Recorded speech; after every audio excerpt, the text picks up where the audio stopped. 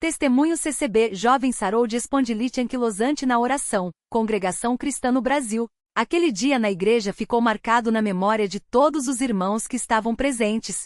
Depois que o jovem João Carlos se levantou e deu seu testemunho, muitos não conseguiram conter as lágrimas. O irmão que presidia a reunião, com a voz embargada, pediu que todos se ajoelhassem para agradecer ao Senhor por tão grande misericórdia. A oração foi unânime, com vozes que se elevavam em gratidão, uns chorando, outros louvando em silêncio, mas todos com o mesmo sentimento, a certeza de que Deus havia ouvido o clamor daquele servo. João Carlos, aos 22 anos, já havia passado por tantos médicos que nem se lembrava mais dos nomes. A espondilite anquilosante, doença que causa inflamação nas articulações da coluna e pode levar à fusão dos ossos, o deixará quase imóvel nos últimos meses. As dores eram tão intensas que às vezes, ele não conseguia nem se virar na cama sem ajuda. Os remédios aliviavam por algumas horas, mas a doença parecia avançar sem piedade. Sua mãe, Irmã Maria, orava todas as noites, colocando as mãos sobre a cabeça do filho e pedindo a Deus que, se fosse da sua vontade, o libertasse daquele sofrimento.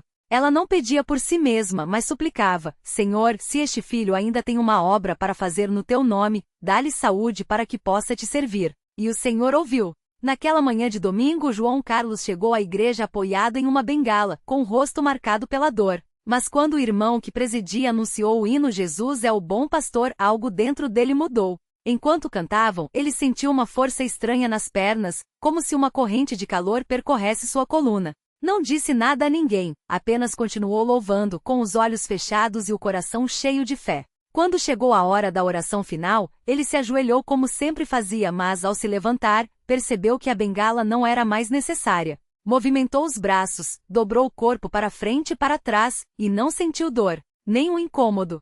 Só paz. Os irmãos ao redor notaram sua expressão de espanto, e quando ele deu os primeiros passos firmes sem a bengala, um murmúrio de louvor encheu o salão. Alguém gritou, glória a Deus, e outros repetiram. João Carlos, então, com as mãos trêmulas de emoção, contou como havia sentido o poder de Deus agir em seu corpo naquele exato momento.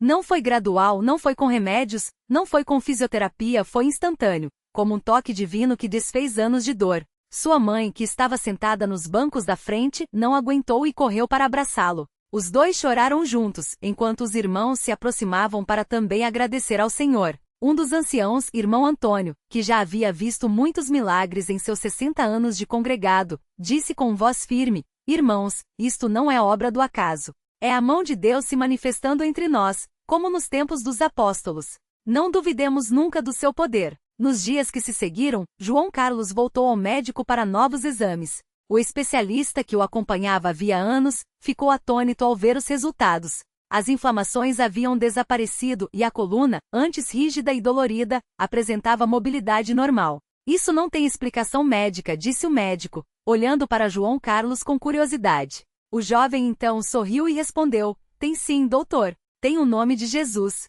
O médico não era crente, mas naquele dia saiu do consultório pensativo, como se algo em seu coração também tivesse sido tocado. A notícia do milagre se espalhou pela congregação, e muitos que estavam desanimados com suas próprias lutas encontraram nova esperança. Uma irmã que sofria de enxaquecas há décadas pediu que orassem por ela na próxima reunião. Um casal que não tinha filhos há anos renovou sua fé, lembrando que o mesmo Deus que sarou João Carlos poderia abrir o ventre estéril. Até mesmo alguns que haviam se afastado da igreja voltaram, movidos pela certeza de que Deus ainda operava milagres no meio do seu povo. João Carlos, por sua vez, não guardou o testemunho só para si. Em todas as reuniões que frequentava, contava como Deus o havia livrado não para se glorificar, mas para que outros crescem. Eu não merecia nada, dizia ele. Sou um pecador como qualquer um, mas o Senhor, na sua bondade, me deu esta graça. Se Ele fez por mim, pode fazer por você. Suas palavras eram simples, mas carregadas de uma convicção que só quem experimentou o poder de Deus pode ter. Um domingo após o culto, um jovem que havia chegado recentemente à congregação se aproximou de João Carlos. Era Lucas, de 19 anos, que sofria de uma doença autoimune rara e já havia sido desenganado pelos médicos. Com os olhos cheios de lágrimas, ele perguntou: Irmão, você acha que Deus pode me sarar também? João Carlos não hesitou. Colocou a mão no ombro dele e disse: Não só pode, como vai. Mas você precisa crer de todo o coração. Não é a minha fé que te sarará, é a sua.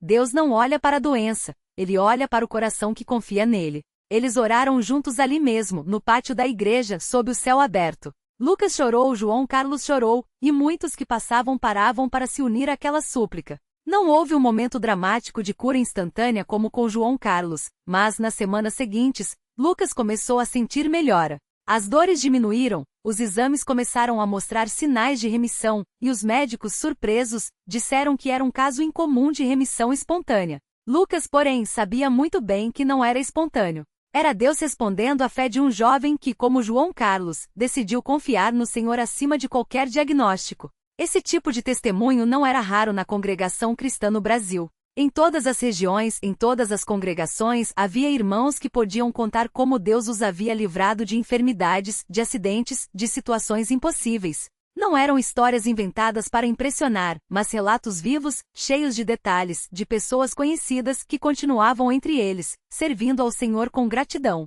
Em uma das reuniões de oração, uma irmã chamada Ana compartilhou como Deus a livrara de um acidente de carro que deveria ter sido fatal. Ela dirigia na estrada quando, de repente, um caminhão perdeu o controle e veio em sua direção. Não havia para onde desviar. Ela fechou os olhos e clamou: Senhor Jesus, salva-me. O impacto foi forte, mas quando abriu os olhos, estava ilesa, enquanto o carro ficou completamente destruído. Os bombeiros que atenderam à ocorrência não conseguiram explicar como ela saiu sem um arranhão.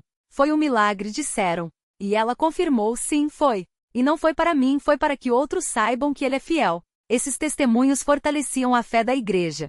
Não eram contados com orgulho, mas com humildade, sempre lembrando que a glória pertencia somente a Deus. Os irmãos não buscavam sinais, mas quando o Senhor se manifestava, eles não tinham vergonha de contar. Afinal, a Bíblia diz: anunciai entre os gentios a sua glória, entre todos os povos as suas maravilhas. 1 Crônicas 16:24.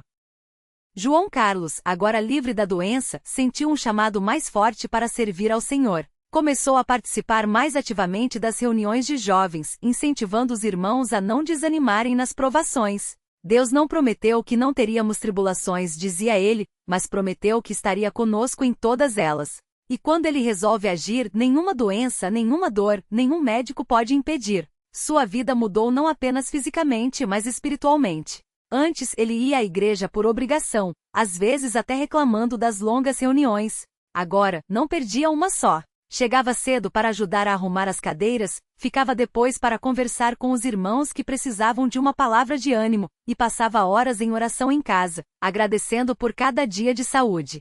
Sua mãe, que tanto havia orado por ele, agora via o filho não só curado, mas transformado em um servo dedicado. Um dia, um irmão mais velho, que já havia passado por muitas provas na vida, aproximou-se de João Carlos e disse: Filho, você recebeu uma grande bênção. Mas lembre-se, o inimigo não gosta de ver um servo de Deus feliz e saudável. Ele vai tentar te desanimar, vai colocar dúvidas na sua mente. Não deixe. Continue firme, orando, lendo a palavra e não se afaste da congregação. Porque é aqui, no meio do povo de Deus, que você encontrará força. João Carlos guardou aquelas palavras no coração. Sabia que a batalha não havia terminado, mas agora tinha uma certeza que nada poderia abalar. Deus era real, seu poder era real, e ele não abandonava aqueles que nele confiam. Os anos passaram, e João Carlos continuou servindo ao Senhor com alegria. Casou-se na igreja, teve filhos, e sempre ensinou a eles, desde pequenos, a confiar em Deus acima de tudo. Quando eles adoeciam, ele orava com eles, lembrando-lhes das maravilhas que o Senhor havia feito em sua vida. Filhos, não tenham medo, dizia. O mesmo Deus que me sarou cuida de vocês. E assim, a história de João Carlos não ficou apenas como um testemunho do passado, mas como uma semente plantada na vida de muitos. Cada vez que alguém na congregação passava por uma prova, lembrava-se dele e encontrava força para perseverar. Porque no final das contas, a fé não se baseia em milagres, mas o milagre fortalece a fé. E quando Deus age, não é para que admiremos o milagre, mas para que amemos mais aquele que o operou. E assim a obra do Senhor continuava, silenciosa mas poderosa, transformando vidas, sarando corpos, renovando esperanças, sempre da mesma maneira, pela fé, pela oração e pela graça de um Deus que nunca muda. Testemunho CCB, Jovem sarou de espondilite anquilosante na oração, Congregação Cristã no Brasil. Continuação com muito mais detalhes, diálogos e profundidade espiritual. A vida após o milagre, um chamado à servidão. Os dias que se seguiram à cura de João Carlos foram marcados por uma transformação que ia além do físico. Seu corpo, antes curvado pela dor, agora se movia com uma leveza que ele mesmo não reconhecia.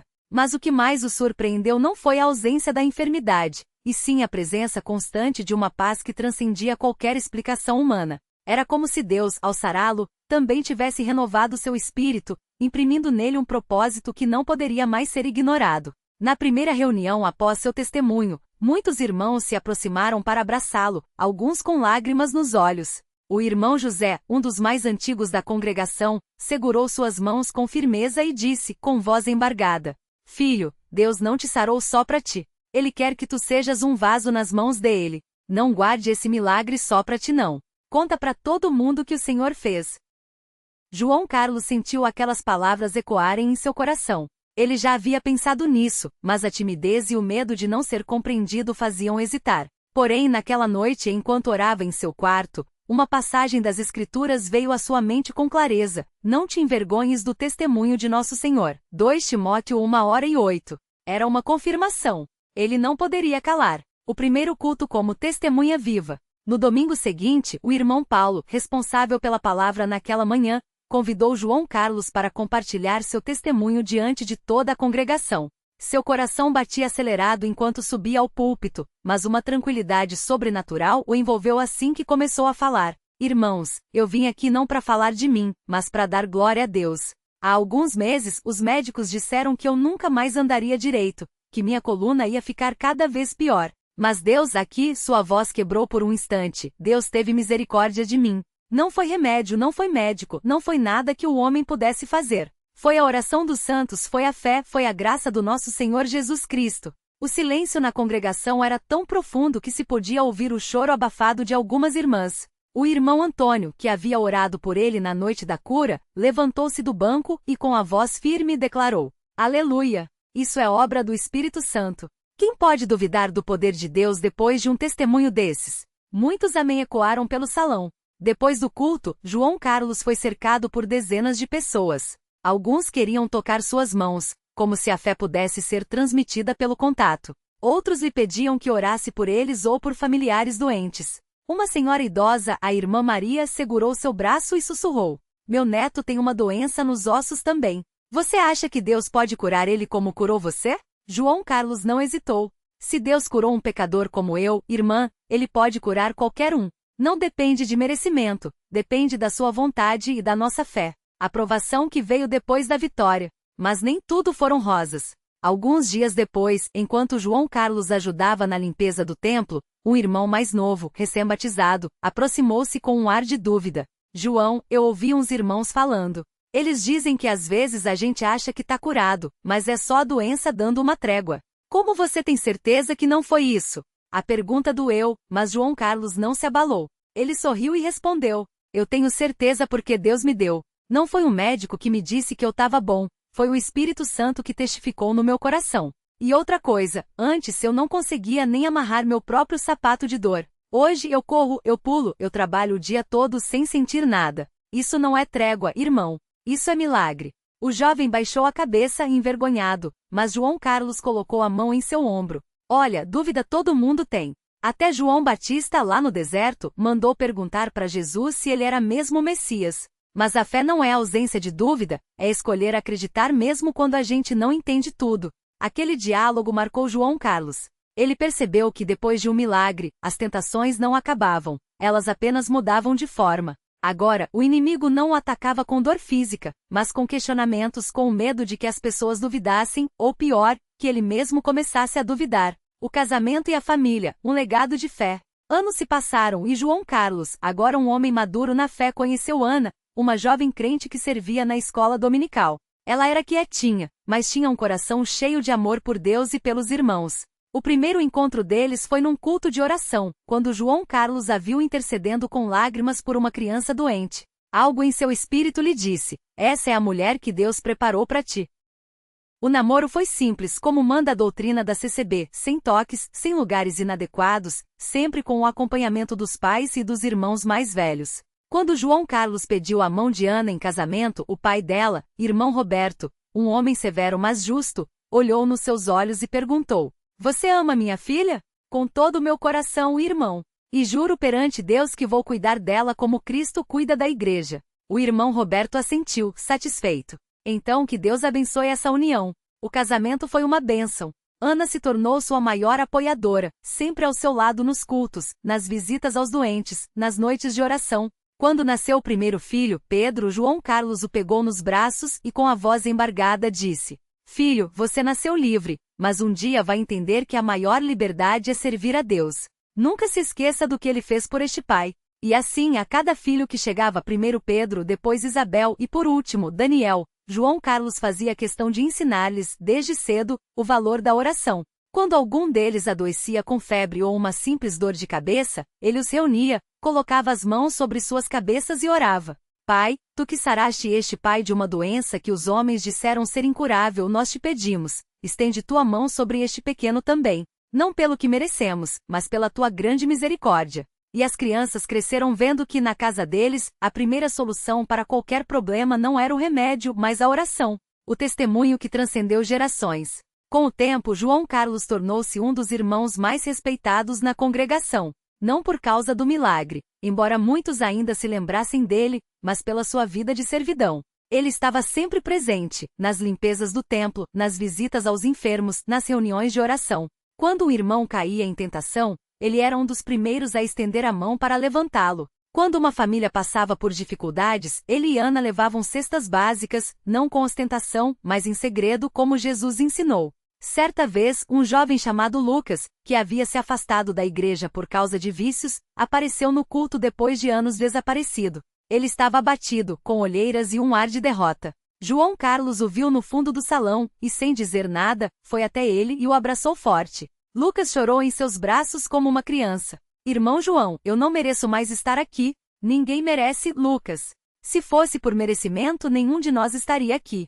Mas é pela graça. Deus não te chamou porque você é perfeito, mas porque Ele é perfeito. Volta para casa, filho. Volta para Jesus. Aquelas palavras, ditas com tanta convicção por alguém que havia sido curado de uma doença sem cura, tocaram fundo no coração de Lucas. Ele voltou a congregar, foi batizado novamente, e hoje é um dos obreiros mais dedicados da igreja. A doença que voltou, ou não? Anos depois, quando João Carlos já estava com quase 60 anos, uma dor estranha começou a surgir em suas costas. No início, ele ignorou, pensando que era apenas cansaço do trabalho. Mas a dor persistia. Certa manhã, ao se curvar para amarrar o sapato, justo o gesto que antes era impossível, uma pontada aguda o fez gemer. Ana, assustada, correu para seu lado. O que foi, meu amor? Não sei. Parece que a dor voltou. O medo os invadiu. Seria possível que depois de tantos anos, a espondilite tivesse retornado? João Carlos não disse nada aos filhos, mas naquela noite, enquanto a família dormia, ele se ajoelhou ao lado da cama e orou. Senhor, o que é isso? Será que o inimigo está tentando roubar a tua glória? Ou será que tu tens um novo propósito nisso? Dá-me força, Pai. Não deixe que eu duvide nem por um segundo do que tu fizeste.